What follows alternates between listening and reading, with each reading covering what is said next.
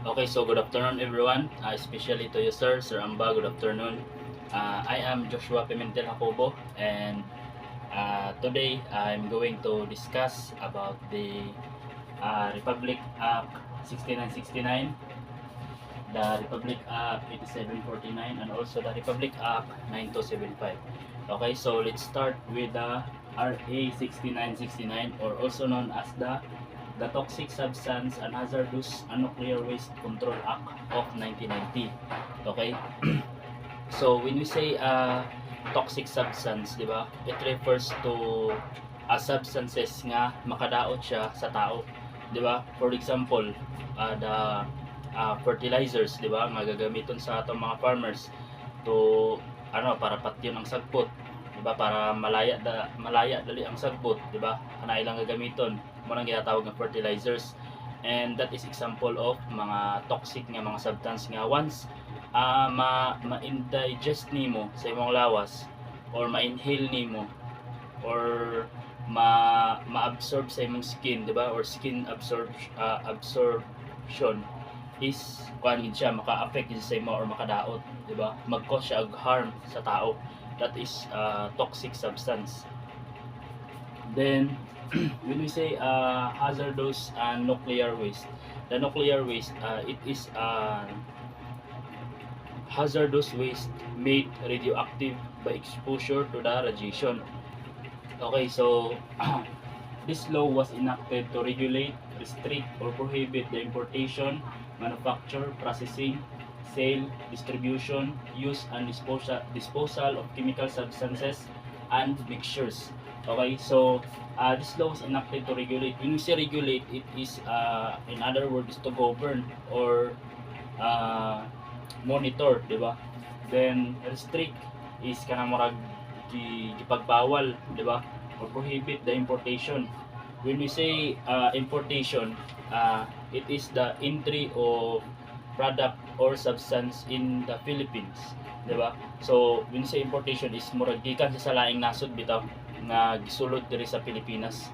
That is importation through seaports and airports of entry, di ba? So makumit siya through kanang seaports, kay syempre enable to deliver sa product gikan sa gawas, paingon dari kailangan moagi ginagkuan seaports or airports inana. So the manufacture, di ba? Manufacture, when we say manufacture, dili ni siya basta lang nga pagbuhat, di ba? When we say manufacture, it is a mechanical or chemical transformation of substances into new products. Kibali, there is existing products na, di ba? There is existing product na, pero imo lang yapon siyang gi-transform, di ba? Into another product, into a new product. That is manufacture, di ba? For example, the opium poppy plant, di ba? Opium poppy plant, that is a plant. Pero pwede siya nimo ma-transform ito into an opium, wherein imo na lang siyang singhuton, di ba? The opium poppy plant, di ba? That is example of manufacture, di ba? Naana kay product, imo lang gi-transform into new products, di ba? Mo nang manufacture in accordance with the law sa RA 6969. Then it is performed by power driven machine or by hand, di ba? So ang pag-manufacture is dili lang siya through machineries or pinagi sa mga makina, di ba? Pwede gyapon siya ma-perform by using your barely hand lang, di ba? Imo lang kamot imong gamiton, di ba? Then it is done in a factory or workers home, di ba? Pwede din siya mo, dili lang siya makumit sa factory, kundi pwede rin po siya makumit diri sa home or sa balay, di ba? Ang pag-manufacture, ang pagbuhat inana, di ba? Dili lang siya makumit sa factory, but also pwede po siya makumit dari sa sulod lang sa balay inana. Then the processing, di ba? Processing, when we say process, it is a process, it is a preparation of chemical substance or mixture after its manufacture for commercial distribution. di ba? Once nanakay ma-manufacture, di ba? Dili na magsugod ang process, di ba? I-process na nimo, di ba? Preparation of chemical substance or mixture after each manufacture, di ba? Pag humanyag manufacture, dili na din siya i-process, di ba? For commercial distribution. Bawal gyapon na siya, di ba? Nagyapoy balaod nga ga-regulate ana kanang pag-distribute is kibali murag kuan bitaw, ako ang source tapos murag gi-distribute lang na ako kay ang commercial mangod kibali murag negosyo man. Okay, so continues to our report the sale, di ba? When we say sale is kaning imong gibaligya, di ba? Ang imong ang toxic substance or the hazardous nuclear waste. Then distribution, even the distribution ganang katong giingon ako kanina, kibali ako ang source tas kibali gi-distribute na ako for commercial purposes, di ba? Murag negosyo ba na. Then use and disposal of chemical substances and mixtures, di ba? When we say chemical mixture is muna siya ang combination of two or more chemical substances, di ba? Kibali murag imo siyang gisagol ba, the combination of two or more chemical substances. Then also the law covers the importation, manufacture, processing, handling, storage, transportation, sale, distribution, use and disposal of all unregulated chemical substances and mixtures in the Philippines, di ba? So mura gyapon ang pag-import, di ba? Ang pag-import, pag-manufacture, pag-process, and also pag-handling, di ba? Kay bali mura ikaw may kagunit ba sa toxic substance and hazardous and nuclear waste, di ba? Storage, di ba? Imo siyang gi-store sa sa tawagan niya.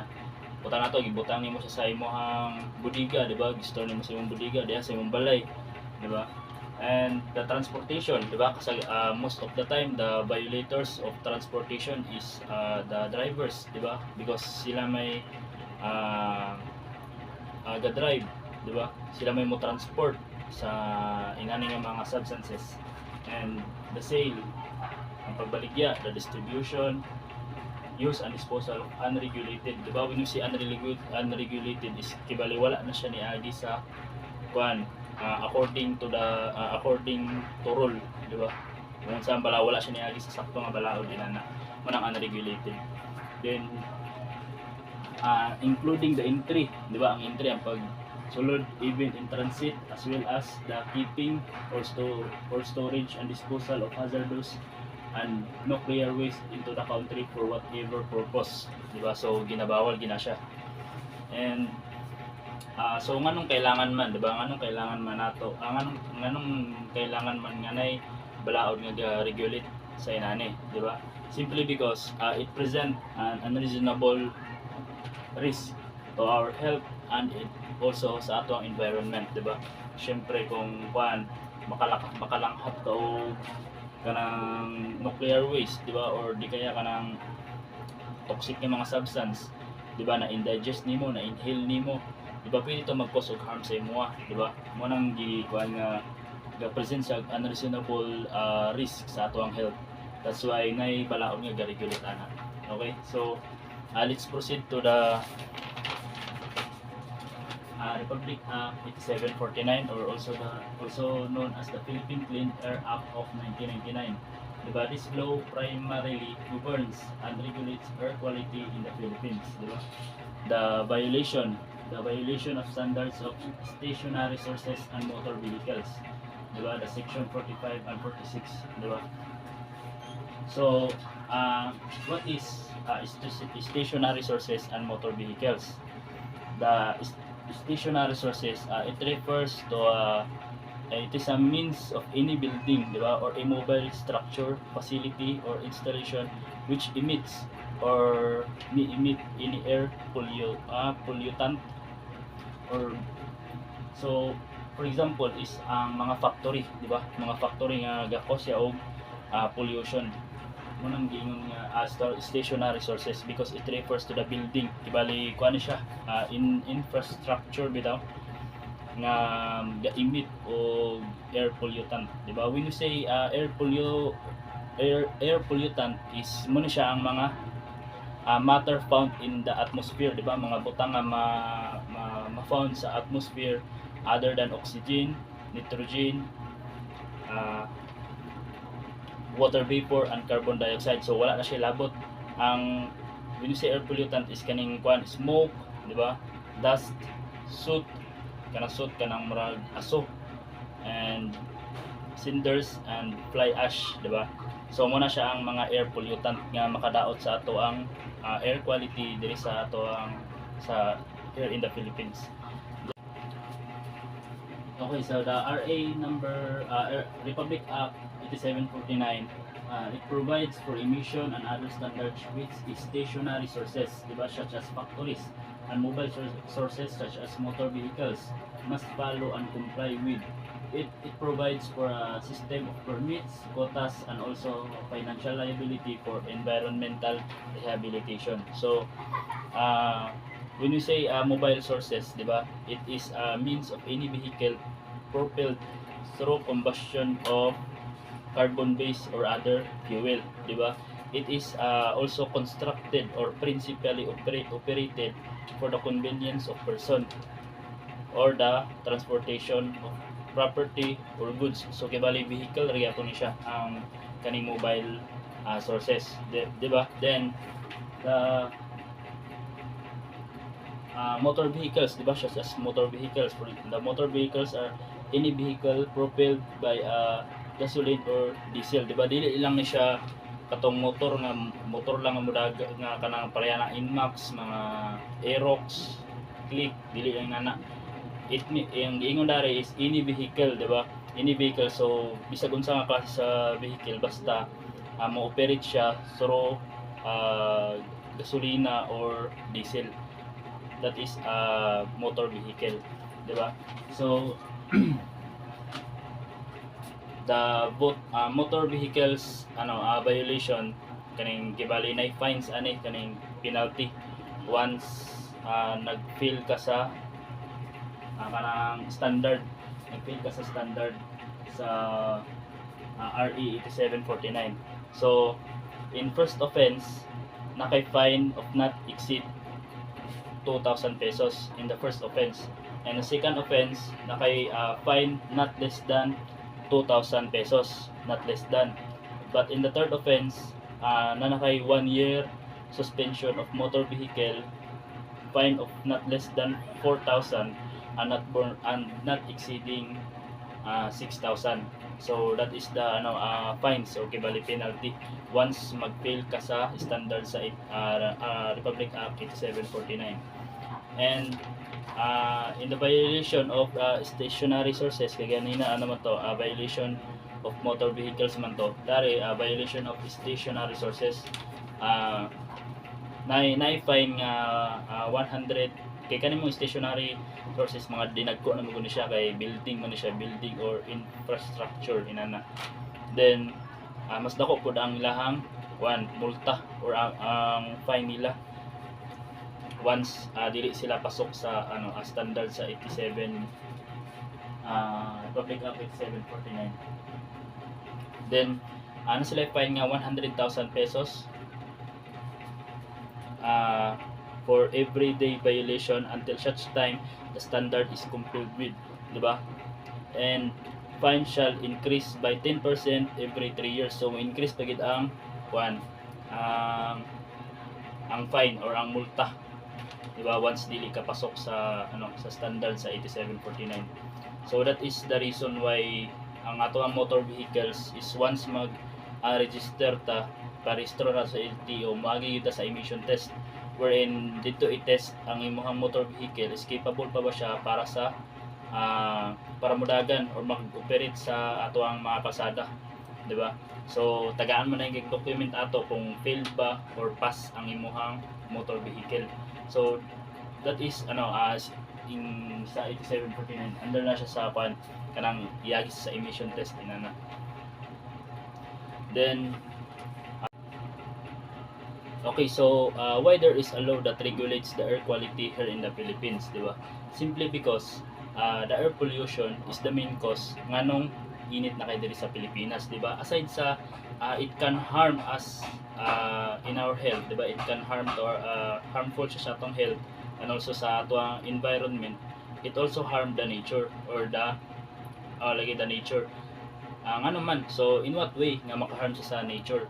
Di ba? For example, according to my science teacher sa una, naman tayo ginatawag na stages, di ba?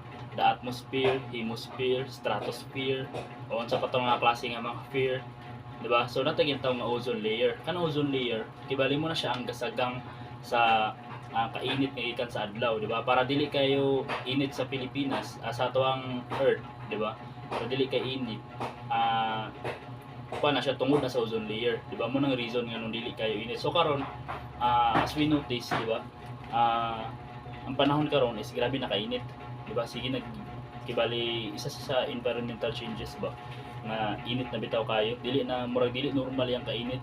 Then that is because ang atong ozone layer mangod is daot na, di ba? Or daghan na bangag na mabangangan man na tungod sa pollution, tungod sa air pollution, di ba? That is why there is a law that regulates, di ba, nga ginapagbawal, gina-restrict or gina-prohibit mga inana, di ba? As we also notice ato ang mga small barangays, di ba? Bawal na magsunog, di ba? Mga dahon, mga plastics, mga inana. Then let's proceed to the Republic Act 9275, or also known as the Philippine Clean Water Act of 2004. Okay, so the primary and most recent law dealing with water resources and water pollution, diba? So the water pollution, this kind of violation specifically includes pollution of water body. Excuse me. Okay, so in section 27 paragraph A, the groundwater pollution. The groundwater, it refers to the subsurface water that occurs beneath a water table in soils and rocks or in geological formations. So I think the groundwater pollution is kaning, para example ani is kaning bitawng atabay, di ba? Kanang tubig bitaw nga nasa ilalom sa yuta or sa mga bato-bato, di ba? So nagyapoy balaod nga ga-regulate ana nga kanang ginatawag nga groundwater pollution, di ba? Then next is the section 27 paragraph B, the chemical dumping, di ba? Chemical dumping, from the word dumping is kibali mo ilabayan bitaw nimo og chemical. So it is refers to an unauthorized or illegal disposal into any body of water or land of waste, di ba? Or toxic or hazardous material, di ba? Kibali murag kuan siya kanang ang paglabay, di ba? Paglabay or illegal nga pag-dispose sa body of water sa mga kuan kaning toxic or hazardous material, di ba? So mo nang giingon sa section B sa section 27 paragraph B. And in section 27 paragraph F is the illegal discharge. Okay, the illegal discharge. The illegal discharge is refers to the transport, dumping, discharge of prohibited chemical substances or pollutants. So gi-specify na ni siya sa kaning illegal discharge, specify na niya sa RA 6969, which is ang kaning pagtransport, the dumping, discharge or prohibited chemicals, di ba? Ginapagbawal ng mga chemical substances or pollutants. Then in section 27 paragraph I is the discharging regulated water pollutants without valid required discharge permit. So in order to discharge di, so kailangan gyapon siya og permit, kailangan gyapon siya og permiso, di ba? So I think that would the end of my report. So thank you for listening.